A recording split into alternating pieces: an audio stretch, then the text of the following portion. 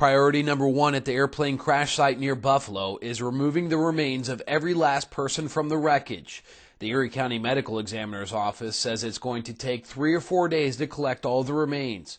Crews are waiting till that is done before removing the plane. We've described this process that's going on at the scene as an excavation.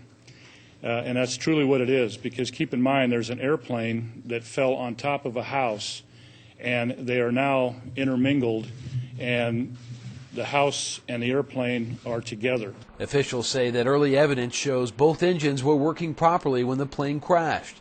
Even though the airplane data from the black box shows that the wings were being covered with ice, officials have not yet determined a cause.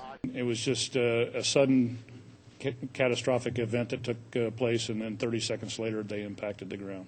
The NTSB says it looks like this plane hit flat on the ground with all 4 points, the nose, the tail, and both wings hitting at about the same time.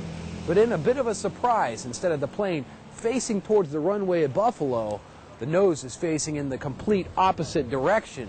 So there's a possibility this plane was involved in a flat spin. People from all walks of life were on board Continental Connection Flight 3407. Alison Desforges truly was making the world a better place. She was the lead advisor for Africa for the organization Human Rights Watch.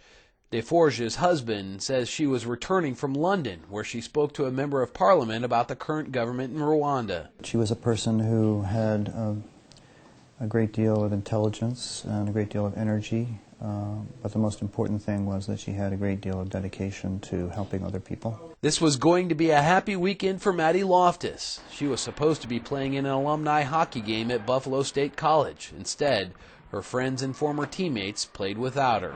We've had time to cry, and we've gone through so many emotions for the last couple of days, and to go out and just have fun, to laugh together and play together for the first time in years for some of us, and then be able to kind of dedicate that game to Maddie. Authorities want to have the remains of all 50 victims removed from the wreckage before Wednesday because a snowstorm is in the forecast, and that could make the recovery effort much more difficult. Mark Carlson, The Associated Press, Clarence Center, New York.